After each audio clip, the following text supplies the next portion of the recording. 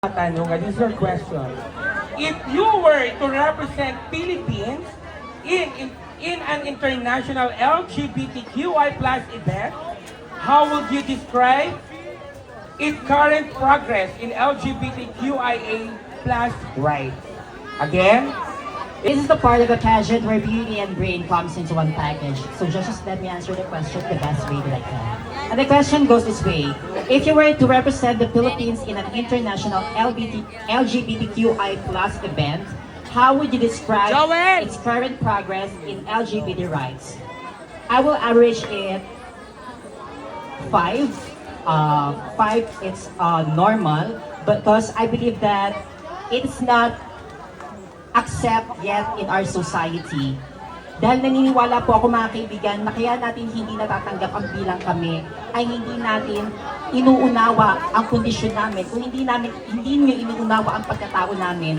Dahil naniniwala po ko mga kaibigan na parati yung ginagamit ang Biblia para husgahan kami. Na kami hindi ginawa ng Diyos. Ngunit naniniwala po ako mga kaibigan kung bubuksan niyo po ang inyong kaisipan, kung bubuksan niyo po ang inyong mga mata, tao din po kami.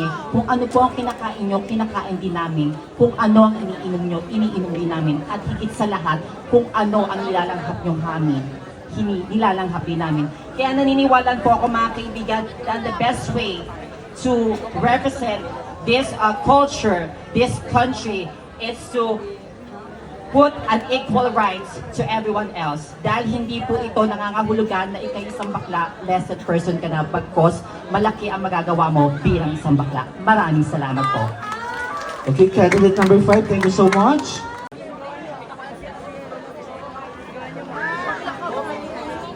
Is it possible to achieve true equality in a world where differences always exist?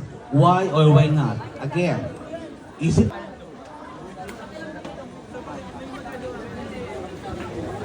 for that question. Well, I believe, despite of us being separated because of our geographical setting, we are still able to unify as one, like what's happening right now. We are cultivating differences with these girls, fighting for different causes, uplifting someone's life. And I am here, standing in front of you, not only representing myself, but I am standing here as a representation of those who are under-acknowledged and underrepresented. As an advocate against colorism, I think this is the best way for us to understand that there is nothing wrong about our differences. But what is wrong is the lack of understanding and knowledge to everyone that we are all equal and we have beauty in diversity.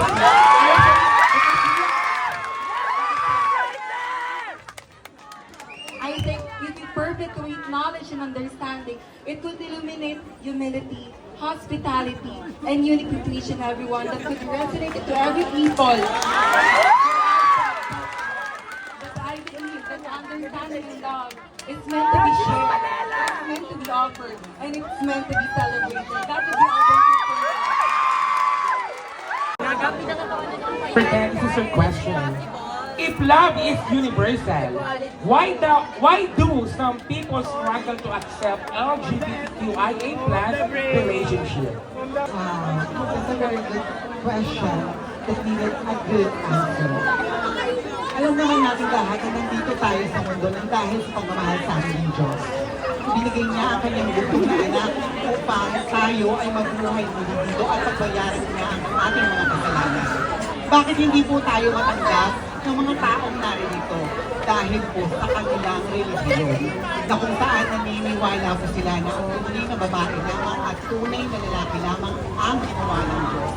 Pero narito kami sa inyong harapan. Kami ay anak din ng Diyos. Tulad ko, ang aking istorya ay masalungkot. Ako ay pinanganak na mahirap at hindi ko po nakita ang aking ama. Pero lahat ay ginawa ko para imaitaguyod ko ang aking pamilya. Bilang isang OFW, diniis ko ang lahat. Pagod, puyat, lungkot. Nang dahil lamang sa aking pagmamahal sa aking pamilya. Kaya kung iisipin niyo po lahat, bakit kami nagsasakripisyo? Dahil yan, gusto namin mapangiti ang aming pamilya. Dahil kung ikaw ang dahilan ng pagiging ng isang tao, masasabi natin ikaw ay successful?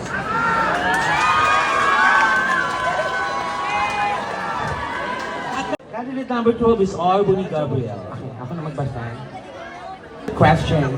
How will you handle being criticized by your own LGBTQIA community for your view or action?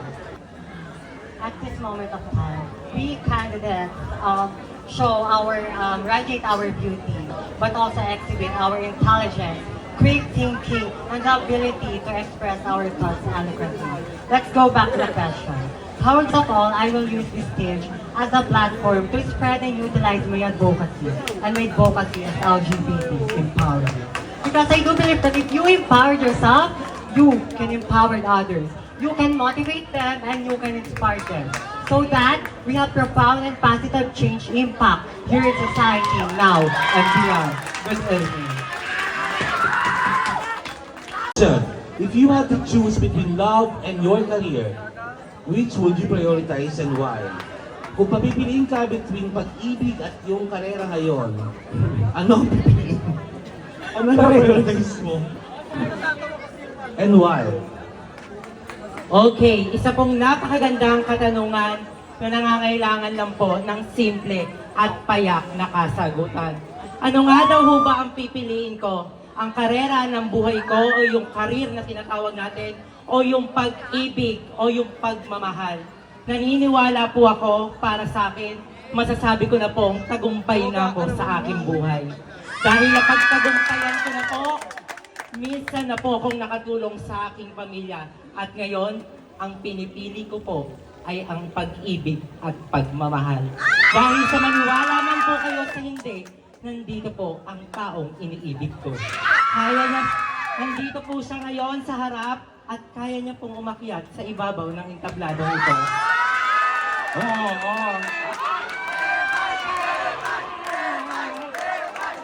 Mga minamahal ko pong mga urado at manonood, sa December 22 po, magte-10 years na po kami nagkasama. Isa po sa mga nakakakilala sa amin na pagtagumpayan po namin ang pagsubok, ang pagmamahalan, kaya naniniwala po ako, mas masarap po ang magmahal, lalo na kapag tanggap ka ng taong minamahal mo. Maraming salamat po. I love you. Cheers! At ngayong gabi, hindi man po ako manalo sa patimpalak nito. Sa jowa ko, sa nanay kong nandito ngayong gabi, at ang mga pamilya kong nandito, mga kaibigan ko sumuporta sa akin, para sa kanila, para po akong uminom ng Red Doors. Maaring malakas ang aking tama, pero kahit kailan, hindi mawawasak. Maraming salamat po.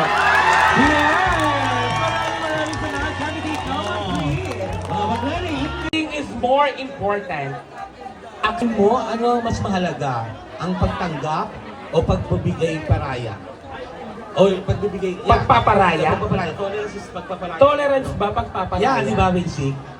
Hindi, kailangan tama yung tanong natin. Tres, tama ba yung... Paki-chat GPT nga po. For tolerance, ano sa tingin mo ang mas importante, ang pagtanggap o ang pagpaparaya?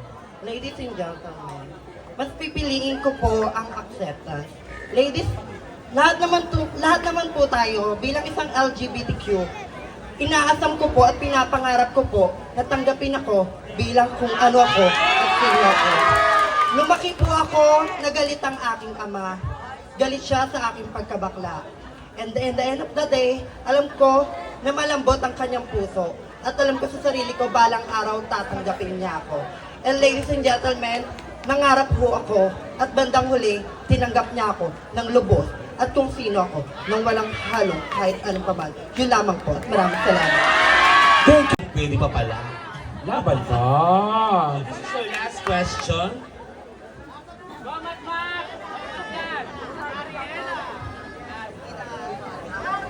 How can the LGBTQIA+ community maintain its identity while working towards global acceptance? Sa tingin panatili ng LGBT community ang ating pagkakakilanlan habang tinatrabaho ito tungo sa pagtanggap ng buong mundo. Magandang gabi po sa inyong lahat. Lagi po nating pagkakatagdaag sa ating bawat sarili ko. You always remember, physical appearance is not important, but the capability. Dahil ang tunay na abilidad at kakayahan ng isang tao ang siyang mismong tatanggap para sa sarili mo. Dahil kahit ano man ang gawin mo sa ibabaw ng mundo ito, kung hindi mo tatanggapin, bilang ikaw at ikaw ay kailanman, hindi mo mararamdaman ang tunay na tagumpay sa ibabaw ng mundo ito. Maraming salamat po.